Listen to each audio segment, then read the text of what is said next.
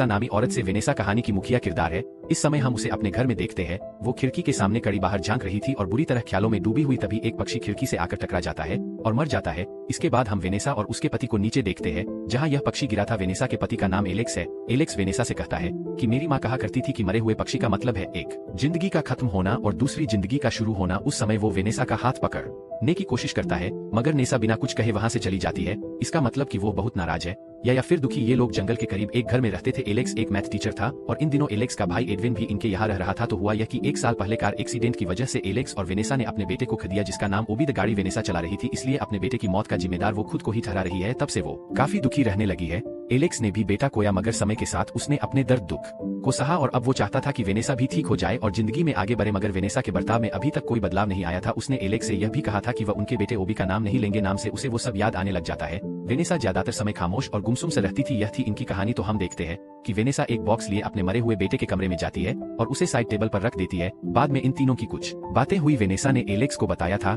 कि वो अकेले हाइकिंग पर जाना चाहती है।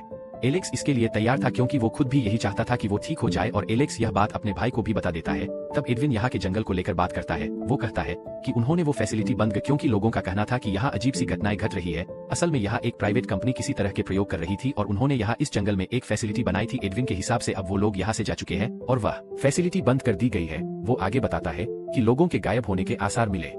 एलेक्स को ये अजीब सी बातें अच्छी नहीं लगती थी। वजह ये थी कि उसके पिता भी कुछ साल पहले ऐसी ही बातें किया करते थे। उन्होंने एक जर्नल भी लिखा था। लोग उसे पागल समझते थे और खुद एलेक्स को भी वो पसंद नहीं थे। एडविन के हिसाब से उनकी वो जर्नल जंगल में कहीं हो गई है। इसमें काफी जानकारी है। इस जगह के बारे में एलेक्स एडविन से कहता है कि तुम भी उन्हीं की तरह बातें कर रहे हो। क्या तुम भी पागल हो चुके हो? मगर कुछ एडविन को इन बातों पर विश्वास था। इसके बाद वेनेसा हाइकिंग के लिए निकल जाती है।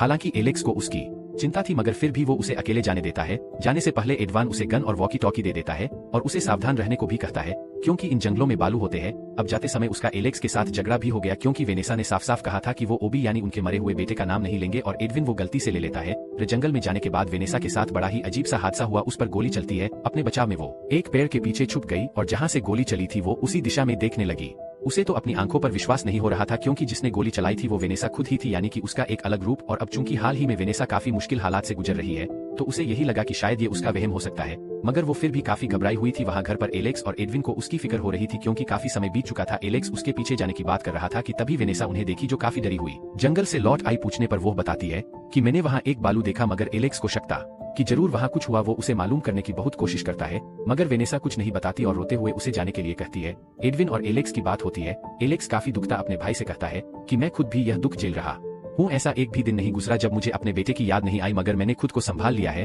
बेटा तो कोख दिया, अब अपनी पत्नी को भी खा रहा हूँ। एडविन उसे हौसला देता है कि अभी 1 ही साल हुआ है, समय के साथ सब ठीक हो जाएगा। शाम को जब एलेक्स और एडविन लॉन में बैठे खाना खा रहे थे तो वेनेसा भी उनके पास आकर बैठ जाती है। बातचीत के दौरान फिर से ओबी की बात आ गई जिससे वेनेसा नाराज हो गई थी। उसी समय एडविन का दाया भी थोड़ा जख्मी हो जाता है। एडविन ने अपनी बचपन की एक कहानी भी सुनाई कि एक बार वो पानी में गिरा था और उसे उसके पिता ने बचा लिया जिससे उसकी जिंदगी बदल गई और उसने कभी शराब को हाथ नहीं लगाया। तो आधी रात को जब वेनेसा नीचे आती है तो देखती है कि एडमन वहाँ कड़ा ड्रिंक कर रहा है। उसे हैरानी होती है, पूछती है कि बाहर तुमने जो कहा वो सब क्या था? एडविन कुछ अजीब सी बातें कहने लगा। उसका हाथ भी जख्मी था मगर दाया नहीं बल्कि बाया। जैसे ही वो बाहर चला जाता है तभी घर के एक और कमरे से एडविन का एक और रूप बाहर आया। वैसे तो यही असली वाला एडविन था क्योंकि इसका दाया हाथ जख्मी था। वेनेसा यह सब देखकर काफी उलझन में थी, ना कुछ समझ पा रही थी ना समझा पा रही थी। खैर वो चुपचाप अपने कमरे में चली गई मगर उसे नींद नहीं आ रही थी। उसे बार बार वो अजीब सी बातें याद आ रही थी जैसे अपने ही आप को जंगल में देखना या एडविन के 2 रूप देखना। या तो वह पागल हो रही थी या सब सच में हो रहा था। फिर अगले दिन अपना शक दूर करने के लिए वो फिर से जंगल में चली गई। वो एक टूटे हुए पेड़ के बीच से गुजरती है। कुचा के जाने पर वो उसी जगह पहुंच गई जहाँ से अभी अभी वो गुजरी थी। इस बार वो अलग दिशा में जाने लगी मगर हर बार वो उसी एक जगह पर पहुंच जाती और जब वो ध्यान से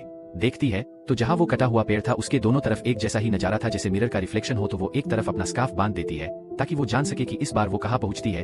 अजीब था कि हर बार उस पर को पार करने पर वो ठीक उसी की तरह दिखने वाली जगह में पहुंच जाती। काफी समय तक तो वो यहाँ वहाँ भटकती रही और अंत में किसी तरह घर पहुंच जाती है। मल्टीवर्स के कॉन्सेप्ट को समझना मुश्किल नहीं है। कल्पना करें एक हमारा ब्रह्मांड है और इसे अनगिनत और ब्रह्मांड भी मौजूद है मगर हर ब्रह्मांड में चीजें थोड़ी सी अलग है। वेनेसा का ही उदाहरण ले ले। जैसे हो सकता है कि एक अलग ही ब्रह्मांड में उसका नाम वेनेसा नहीं कुछ और हो और शायद किसी और ब्रह्मांड में उसने शादी भी नहीं की हो। ऐसे ही किसी और में वह कभी जंगल गई ही नहीं। तो हर फैसला एक अलग ही दुनिया बनाता है। खैर कहानी के साथ साथ ये और भी क्लियर हो जाएगा। घर आने के बाद वह बहुत घबराई हुई थी और अब चूंकि उसे यकीन हो गया कि यह सब उसका वहम नहीं इसलिए वह अपने पति एलेक्स को यह सब बताने की कोशिश करती है कि जंगल में कुछ अजीब है। एक जगह से गुजरने के बाद में ठीक उसी की तरह दिखने वाली जगह पर पहुंच जाती। वो एडविन की बात करती है। खैर वेनेसा की अजीब सी बातें सुनने के बाद को गुस्सा भी आता है। वो कहता है कि उस हादसे को 1 साल गुजर गया, आज भी मैं खुद को इस बात का दोषी ठहरा हूँ कि मेरी वजह से ओबी मारा गया। यह सुनकर वेनेसा कहती है कि नहीं, गाड़ी तुम नहीं में चला रही थी, एक्सीडेंट मुझसे हुआ था। मगर असलियत यह थी कि वेनेसा अब एक अलग ही पैरेलल यूनिवर्स में आ चुकी थी, जहाँ एक्सीडेंट का कारण वो नहीं बल्कि एलेक्स है, जो इस यूनिवर्स की वेनेसा है। वो भी जंगल में गई थी और वो गलती से किसी और यूनिवर्स में पहुंच गई होगी। वेनेसा को जब अंदाजा हो जाता है, खासकर तब जब वो एडविन का जख्मी हाथ देखती है, क्योंकि वो दाएं हाथ के बजाय बायां हाथ था। इसका मतलब कि इस दुनिया में भी एडविन जख्मी हुआ था, मगर हाथ वो नहीं। वेनेसा तुरंत ही जंगल की ओर जाने लगी ताकि वह अपनी असली दुनिया में जा सके, मगर अब ये इतना आसान नहीं था, क्योंकि ऐसे अनगिनत दुनियाएं हैं और हो सकता है कुछ पैरेलल यूनिवर्स में उसका रूप पहले से ही मौजूद हो। डरते डरते वो वापस से जंगल में आई। वो वहां इंतजार करती है, फिर उसे अपनी तरफ कोई आधा दिखाई दिया, इसलिए वो गनली से दमका है। खैर, वो इंसान जब करीब आता है तो वो एलेक्स था, मगर वो एलेक्स नहीं जिसे वेनेसा जानती थी। ये एक अलग ही पैरेलल यूनिवर्स है था। यह वाला एलेक्स यहाँ काफी समय से भटक रहा है, इसलिए वो तुरंत ही वेनेसा को बता देता है कि मैं जानता हूँ यहाँ हमारे साथ क्या हो रहा है, हम समानांतर ब्रह्मांड में फंस चुके हैं। दोस्तों, यह समय यात्रा वाली कहानी नहीं है, वो एक अलग ही कॉन्सेप्ट है। इस कहानी में समय अपने हिसाब से ही बीत रहा है, बस ये लोग अलग अलग दुनिया में प्रवेश करते हैं, वो भी तब जब ये उस कटे पेड़ को पार कर लेते हैं। वो एक पुल की तरह काम कर रहा है इस समय। खैर, एलेक्स की बात मानकर वेनेसा शांत हो जाती है। ये दोनों वहां बैठ जाते हैं। एलेक्स काफी समय से इस जगह में भटक रहा था, वो अलग अलग दुनिया में जा चुका था, इसलिए उसने काफी कुछ जान लिया और देखा भी। उसके पास एक जर्नल था जिसमें उसने काफी जानकारी इकट्ठा की थी और वो वेनेसा को मल्टीवर्स थ्योरी के बारे में सब कुछ बता देता है। समस्या ये थी कि जब भी ये लोग उस ब्रिज को पार करते थे, यानी उस कटे हुए पेड़ को पार करते थे, तो इन्हें नहीं पता होता था कि ये किस दुनिया में पहुंच जाएंगे। हो सकता है ये एक ऐसी दुनिया में भी पहुंच जाए जहां डायनासोर सब भी जिंदा हो। अपनी दुनिया ढूंढने में इन्हें पूरी जिंदगी भी लग सकती है। ये वाला एलेक्स कहता है कि असल में मैं एक वैज्ञानिक हूं और मैं इन जंगलों में रिसर्च पर निकला था, मगर अपनी दुनिया से भटक गया। एलेक्स जिस दुनिया से था वहां भी इनकी शादी हुई थी और कार एक्सीडेंट में बेटा भी मारा गया, मगर काफी चीजें अलग थी। पूछता है कि मैं तुम हारी दुनिया में कैसा हूं, तो वेनेसा कहती है कि तुम एक टीचर हो और दिल के बहुत अच्छे। खैर, यहाँ एक नई बात सामने आ रही है, अगर ऐसे बहुत से यूनिवर्स मौजूद है, इसका मतलब कि ऐसा भी कोई यूनिवर्स होगा जिसमें कोई अभी जिंदा है, जहां वो कार एक्सीडेंट कभी हुआ ही नहीं। यही सवाल वेनेसा एलेक्स से पूछती है कि क्या उसे कोई ऐसी दुनिया मिली जहां पर ओबी जिंदा हो। एलेक्स जवाब देता है कि मैंने काफी दुनियाएं देखी, मगर ऐसी कोई भी दुनिया नहीं, कुछ में उसका वजूद ही नहीं और कुछ में वो एक्सीडेंट के कारण मर चुका है, मतलब वो मुझे कहीं भी जिंदा नहीं मिला। इस बात से वेनेसा निराश हो जाती है, कहती है कि शायद तुमने सही से ढूंढा नहीं। एलेक्स बताता है कि मेरे पास एक तरकीब है जिससे शायद मैं तुम्हें तुम्हारी असली दुनिया में पहुंचा सकता हूं। हमें फिशिंग वायर चाहिए, यहाँ पर तुम खड़ी हो जाना और दूसरी तरफ मैं चला जाऊंगा। ऐसे जब मैं वापस आऊंगा तो मैं आसानी से यहाँ पहुंच पाऊंगा और शायद मुझे तुम्हारी दुनिया भी मिल जाए। खैर, वेनेसा को अपनी दुनिया में लौटना तो होता, इसलिए वो एलेक्स का साथ देती है। सबसे पहले इन्हें फिशिंग वायर चाहिए था, इसलिए ये ऐसे ही एक पैरेलल यूनिवर्स में चले जाते हैं जहां ये गैराज से सामान ले रहे थे। तब एडविन वहां आता है, वो काफी दुखी लग रहा था, कहता है कि तुम दोनों मेरी जिंदगी से चले क्यों नहीं जाते। एलेक्स और वेनेसा हैरान थे कि वो ऐसी बातें क्यों कर रहा है। तो असल में इस दुनिया में वो कार एक्सीडेंट एडविन के हाथों हुआ था और उसमें एलेक्स और वेनेसा भी मर चुके थे। अब एडविन को लग रहा था कि ये दोनों वास्तव में है ही नहीं, यह बस उसका वहम है। फिर यह दोनों यह कह चले जाते हैं कि जो भी हुआ उसमें एडविन का कोई दोष नहीं, मगर एडविन को अब भी यही लग रहा था कि यह सब सच नहीं। फिशिंग वायर लिए ये दोनों जंगल में आते हैं। एलेक्स उस वायर को एक पेड़ से बांध देता है और वनेसा को वही रुकने के लिए कहता है। हाँ, जाते जाते वो यह कहकर चला जाता है कि अगर तुम्हें पहचानने में दिक्कत हो रही हो कि मैं असली एलेक्स हूँ या नहीं, तो यह याद रखना, रूम 1111 बेड नंबर 8। असल में एलेक्स की दुनिया में इसी बेड पर वेनेसा ने बच्चे को जन्म दिया था। वेनेसा पूछती है कि तुम पहली बार यहाँ कैसे आए थे, तो एलेक्स बताता है कि एक दिन मैंने अपने भाई के 2 रूप देखे एक साथ, उनके पीछे मैं जंगल में आया और तब से लेकर अब तक मैं यही बसा हूँ। खैर, इसके बाद वह चला जाता है। पूरी रात वह गायब रहा। सुबह हुई तो वेनेसा जाने वाली थी, मगर जब वो वायर हिलने लगा तब वो सावधान हो जाती है। एलेक्स करीब आता है तो वनेसा उससे पहली पूछती है, मतलब उसी रूम का नंबर, जिसका जवाब वो सही देता है। वनेसा पूछती है कि क्या तुम्हें मेरी दुनिया मिली। वो जवाब देता है कि नहीं, मैं अलग अलग दुनिया में गया, पर अब मेरे पास एक हल है। हम इसी यूनिवर्स को जिसमें हम अभी है इसे अपना स्टार्टिंग पॉइंट बना लेंगे और यहाँ से और दुनिया में जाकर अपनी वाली दुनिया ढूंढने की कोशिश करेंगे। इसे हमें ढूंढने में आसानी होगी। नेसा पूछती है कि इसके बाद क्या, तो एलेक्स जवाब देता है कि इसके बाद हम उस जगह को ही उड़ा देंगे, यानी उस पुल को जिससे यह सब शुरू हुआ। नेसा कहती है कि मैं उस दुनिया को ढूंढना चाहती हूँ जहाँ पर मेरा पति है। अब मैं समझ गई कि वो एक्सीडेंट होना ही था और होनी को कोई नहीं ला सकता। एलेक्स पूछता है कि अगर ढूंढ ना पाई तो फिर। खैर, शाम को एलेक्स वहां से चला जाना है क्योंकि अब वो किसी और एलेक्स की जगह लेने वाला था, यानी उसे मार के वनेसा भी अपनी दुनिया ढूंढने के लिए निकल जाती है। उसे लगा वो इसी एलेक्स के पीछे चली जाएगी, तो घर में आने के बाद वो देखती है कि एलेक्स वहां बैठा है। उसके पास आती है, उससे पहली पूछती है, मगर वो कोई जवाब नहीं दे पाता। वो इसलिए क्योंकि यह वो एलेक्स नहीं था। वेनेसा घबरा जाती है। एलेक्स हैरानी से उसे देख रहा था। पूछता है कि तुम तो जंगल में गई थी, हमने तुम्हें ढूंढने की कोशिश की। तब वेनेसा एडविन के जख्मी हाथ के बारे में पूछती है तो एलेक्स जवाब देता है कि वो दाया हाथ था। यह जानकर वेनेसा को खुशी होती है कि वह अपनी असली दुनिया में लौट आई, मगर एक समस्या थी, एलेक्स को कुछ ठीक नहीं लग रहा था। नेसा उसे बताने की कोशिश करती है कि वह कहाँ गई थी या उसके साथ क्या हुआ था, मगर भी एलेक्स उसे बेहोश कर देता है। होश आने पर वो गैराज में कुर्सी से बंधी हुई थी। एलेक्स घबराया हुआ था। एडविन भी वहां मौजूद था। एलेक्स उसे मारना चाहता था क्योंकि पहले से ही वेनेसा की लाश वहां मौजूद थी। एडविन उसे यह ना करने को कह रहा था। एलेक्स को लग रहा था कि शायद यह कोई बहरू क्या है, क्योंकि उसके हिसाब से वेनेसा जख्मी हालत में जंगल से आई और बाद में मर गई और ऐसा कैसे हो सकता है कि एक ही इंसान के दो रूप मौजूद हो। इस बात को लेकर के एलेक्स वेनेसा को न मारे एडविन के और उसके बीच हाथापाई शुरू हो गई, जिसमें एलेक्स मारा जाता है।